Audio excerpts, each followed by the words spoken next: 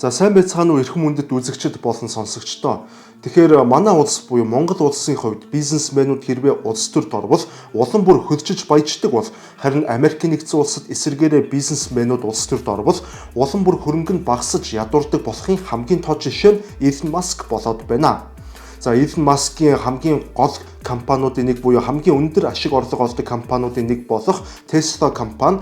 За энэ он гарснаар хойш одоо тус компани борлуулалт болон хувьцааны үн бол тасралтгүй буужиндаж уруудсаар байгаа юм а. Тухайлбал Америкийн нэгдсэн улсын зах зээлд гэхэд энэ оны 2 дугаар сарын байдлаар өнгөрсөн оны 2 дугаар сартай харьцуулахад борлуулалт 10%-аар буурсан бол Европын зах зээлд энэ оны эхний 2 сарын байдлаар өнгөрсөн оны мөн үетэй харьцуулахад 49%-аар буураад байгаа юм а. За өөрөөр хэлбэл өнгөрсөн жил Европт 37311 ширхэг Tesla-гийн автомашин эхний 2 сарын дотор борлогдож байсан бол энэ жил энэ тоо 19046 болж буураад байна.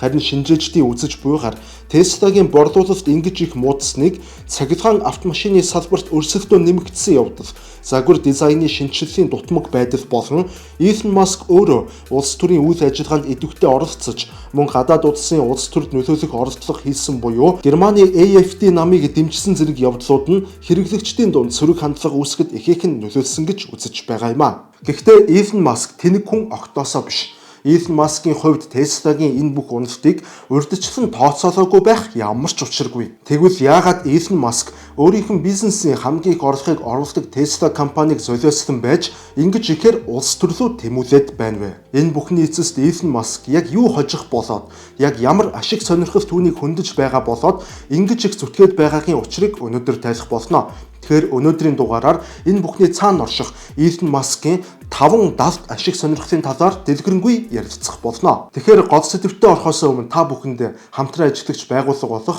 Авторгын хувь зүйн товчоогоо танилцуулж байна. За та бүхэн хэдийнэ ичнээ танил болсон гэдэгт бол итгэж байна.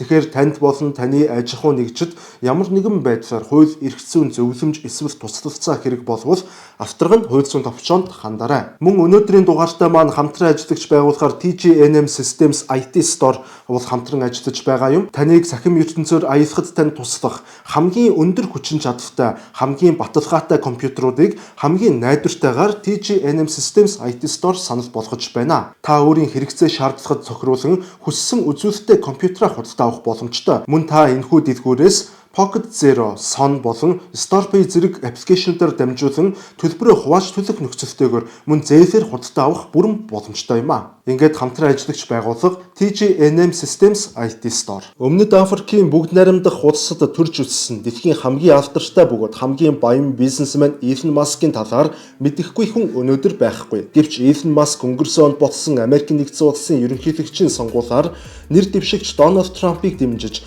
эцэст нь ялалтанд хүрснийхэн дараагаар Америкийн нэгдсэн улсын улс төртэй гүнзгий оролцолтож эхэлснийхэн хариуг өнөөдөр түүний орлогын хамгийн их хувийг бүрдүүлдэг Tesla компани амсаж төлөөсийг нь төлөж байна. Илон Маск улс төртэй хэд их оролцолтож бусад улс орнуудын улс төрд хүртэл хөндлөнгөөс нөлөөлж эхэлсний улмаас дэлхийн өнцөг булан бүрт Tesla-г эсэргүүцэх үзэгдлүүд газар авч эхэлсэн бөгөөд тухайлбал Америкийн нэгдсэн улсын дотоодын болон Европын улс орнуудад Tesla-гаас худалдан авалт хийхгүй байхыг уриалсан томоохон хэмжээний жагсаалууд дэгдэж, Нидерландад Tesla-гийн автомашинууд болон сурталчилгаануудыг эвдэн сүйтгэж, нацист хас тэмдэг зурах байдлаар вандализм дэгдээж, Францад бүр Tesla-гийн дэлгүүрүүдийн шатаасан явдал гарч, Германд бүр Tesla-гийн үйлдвэрийнх нь гадна Илон Маскыг нацист маягаар ёслохоо хийж байгаа мэт зургийг нь тавьж, нацист мэндчилгээ бичих зэргээр асар хүчтэй эсэргүүцлийн давалгаанууд газар сайгүй явагдсаар байна. Tesla-гийн борлуулалт дэлхийн нийтээр эрчимтэй буурч байгаатай зэрэгцээд дэлхийн цахилгаан автомашины үйлдвэрлэлийн салбарт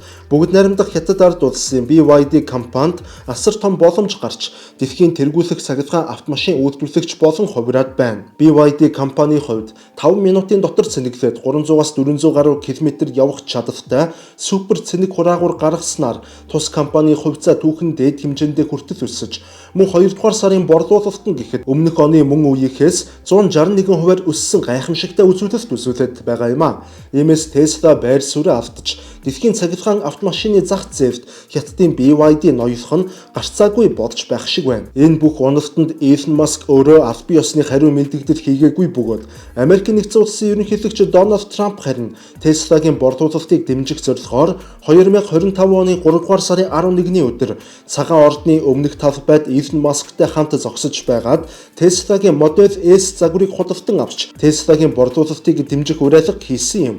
Гэвч энэ нь харамсалтай хангалттай үр дүнд хүрсэнгүй. Tesla-гийн хуучин автомашинууд буюу хоёр дахь эзэмшигчтэй очих байдлаар худалдаалагдаж буй автомашины үн тус брендийн уналтнаас болоод бусад хуучин машинуудтай харьцуулахад 2 дахин хурдтайгаар унаж байгаа талаар мэдээлэл мөн цацагдаад байна.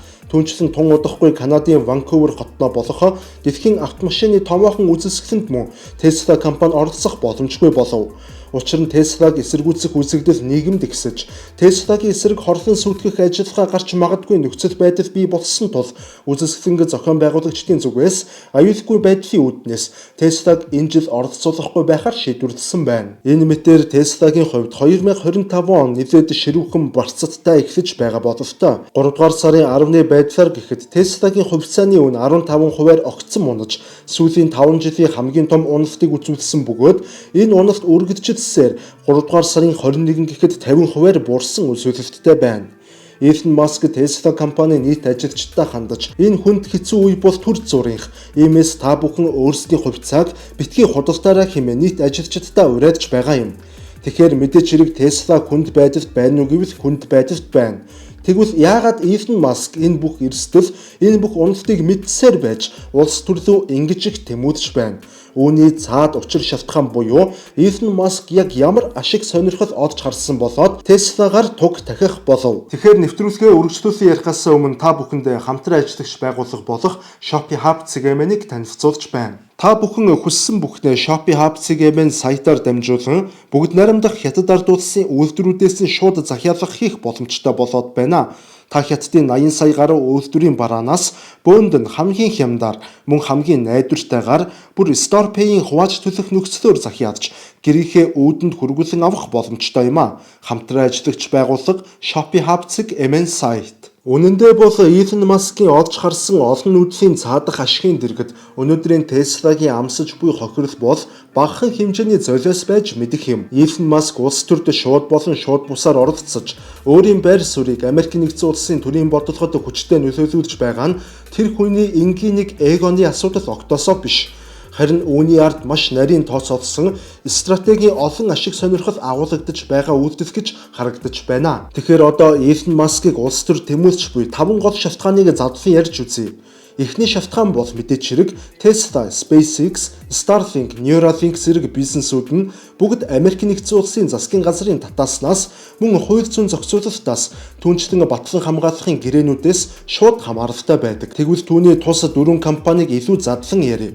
Tesla компанийн хувьд энэхүү компани зөвхөн инженерчлэлийн төдийхөн компани бус харин Америкийн нэгдсэн улсын төрөөс шууд хамааралтай зах зээлийн бүтээгдэхүүн гэж харах нь зөв. Америкийн нэгдсэн улс болон Европын улс орнуудад Tesla-гийн худалдан авалт бүрт татврын хөнгөлөлт, EV төлөвлөгөөний урамшуулга зэргийг төрөөс нөхөн олгодог. Иймд Америкийн нэгдсэн улсын төр засаг хэрвээ EV-г дэмжих бодлогоо өөрчилбөл Tesla-гийн борлуулалт болон хувьцаа мөн инновацлог байдал нь шууд хүнд байдалд орох юм. Иймээс Илон Маск өөрөө улс төрд нөлөөтэй болсноор Америкийн нэгдсэн улсын төрийн бодлогод нөлөөлж Tesla компани эрх ашигыг урьдчилан удирдах нөлөөлөх боломж нэмэгдэж таарна гэсэн үг.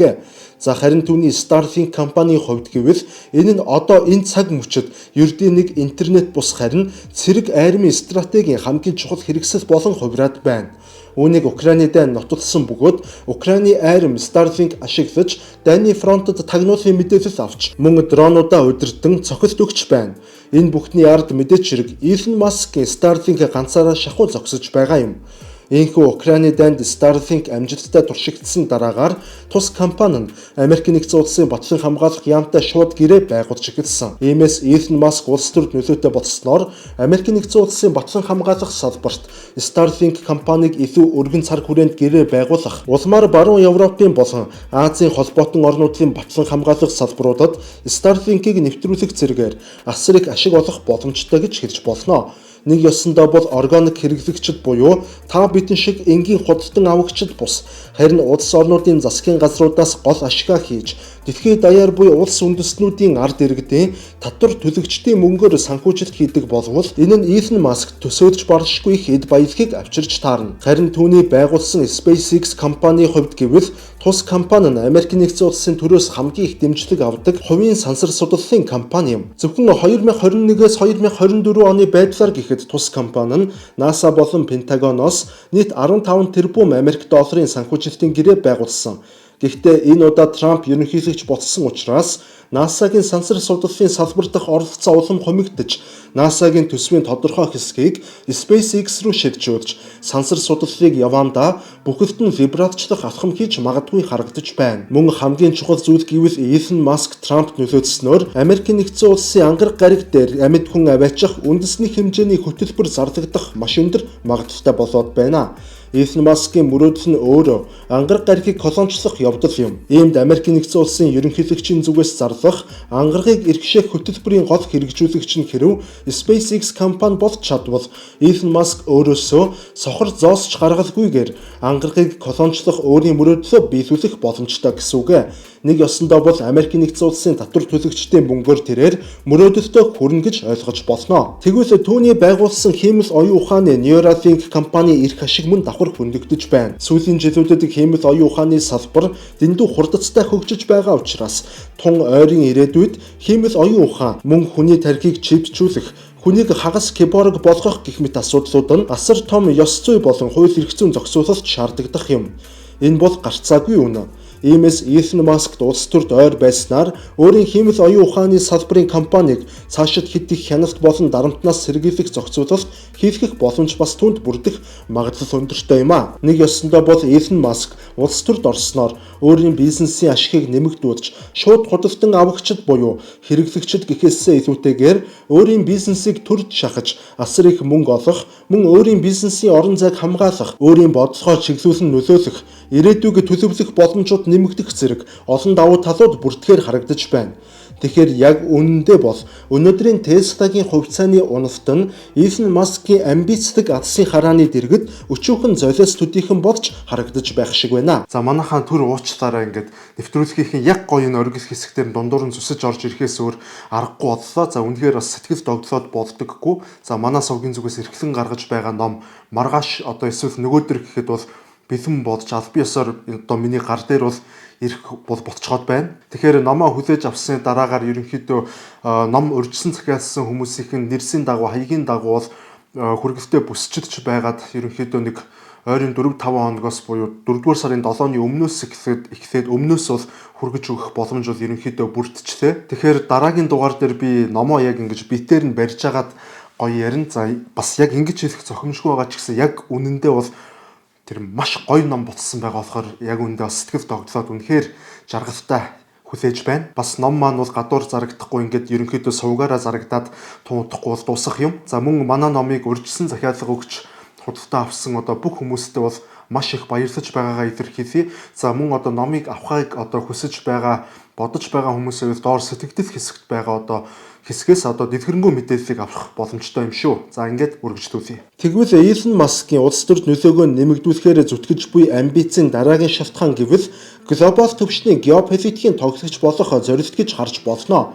Маск улс төрд оролцож эхэлснээр өөрийгөө зүгээр нэг бизнесмен бус харин үндэсний хэмжээний бүр дэлхийн хэмжээний стратегийн тоглогч болох оролдлого хийж байна. Тухайлбал түүний Украины дайны асуудалд оролцсон явдал нь олон нийтийн шүүмжлэлийг ихээхэн дагуулж өнөөдөр Tesla-гийн хувьцаа унаад байгаа хэдий ч яг үнэндээ тэрээр дэлхийн нийтийн анхаарлыг татаж чадсан юм. Мөн SpaceX компани ирээдүйг хамгаалахын тулд тэрээр бүгд найрамдах хятад ард улсад хандах өөрийн байр суурийг дипломат байдлаар зөөлрүүлж чадсан явдал. Түүнчлэн Starlink-ийг дэлхийн нийтийг хамарсан глобал сүлжээ болгох амбица зөвхөн улс төрийн асар том лобби дэмжлэгтэйгээр хэрэгжүүлэх боломжтой. Иймээс түүний улс төрд тэмүүлж буй хоёр дахь шалтгаан нь Илон Маск дэлхийн хэмжээний гол тоглогчдын нэг болох амбиц гэж харагдаж байна. Харин гурав дахь шалтгаан нь бүрч илүү гайхалтай нэгнээр түүнийг харуулхад зорж байгаа явдалд оршино. Илон Маск төр засгаас айдаггүй. Харин ч эсэргээрээ төрөөс илүү хүчтэй хувийн хвшлийн тоглогчийн дүр төрхийг өөрөөрөө дамжуулан бий болгохоор зорж байна. Тэрээр өөрийнхөө хувь хүний дүрийг төр засаг болон корпорацууд мөн ард түмний дунд зогсдог хүчирхэг зангилаа мэтээр бий болгох оролдлого хийж эхлүүлсэн. Нэг ёсондоо бол хэвлэл мэдээлэл бол худалдаж, төр засаг бол хүнд сурталтай. Харин бий бол хүчний төлөөлөгч гэх ойлголтыг олон нийтийн дунд суулгаж байна. Мөн дараагийн нэгэн шалтгаан бол тэрээр Америкийн нэгдсэн улсын ирээдүйн лидерүүдэд нөлөөлдөг нэгэн буюу нэг ёсондоо улс төрийн хүрээнд өөрийгөө кинг мейкер болгон дархлаажуулах ажил хийж байна. Илон Маск Америкийн нэгдсэн улсад төрөөгүй учраас өөрөө ерөнхийлөгч болох боломжгүй. Гэхдээ тэрээр ерөнхийлөгчдөд нөлөөлж чадна. Бүр хүсвэл хэн нэгнийг ерөнхийлөгч болгож чадна. Бизнес болон улс төрийн зүтгэлтнүүдийн карьерийг босгож бас унгаж чадна. X платформ болон бусдыг ашиглаж олон нийтийн сэтгэл зүйн давалгааг удирдах чадна гэх ойлголтыг бий болгож байна. Харин эцэст нь 5 дахь шалтгаан гэвэл эцсийн эцэст шинжлэх ухаан болон технологийн салбарын ирээдүй бүхэлдээ төрөөс хамааралтай гэдгийг тэрээр маш сайн ойлгосонд оршиж байгаа юм. Хиймэл оюун ухааны салбар, хүний тархи болон компьютерийг хооронд нь холбох, мөн генетикийн салбарт бий болсон олон шинэлэг ололт амжилтууд нь бүгд эргээд ёс зүйн асар өндөр хяналт, мөн хуулийн хатуу зохицуулалтаар явагдах бөгөөд бүгд улс төрийн шийдвэрт үндэслэгддэг. Иймээс эдгээр салбаруудын ирээдүйд нөлөөлөхийн тулд тэрээр улс төрд зайлшгүй нөлөөлдөг байх ёстой. Нэг ёсондоо бол би энэ бүхнийг хийхгүй бол өөр хэн ч хийж чадахгүй буюу Маск өөрийгөө технологийн салбарын ирээдүйг хамгаалагч бас бүтээгч гэж харж байж болох юм а. Гэхдээ эцсийн эцэст Илон Маск зүгээр нэг машин бүтээгээгүй. Тэрээр эрх мэдлийг дахин загварчилж байна. Мөн Илон Маск өөрөө улс төрд ороогүй, харин улс төр өөрөө түүний эзэнт гүрэн рүү алхан орж байна гэж хэлж болохоор харагдаж байна. За эцэст нь Илон Маск хүн төрөлхтний маргаашийг инженерчлэх гэж бус харин удирдах гэж оролдож байж ч мэдэх юм.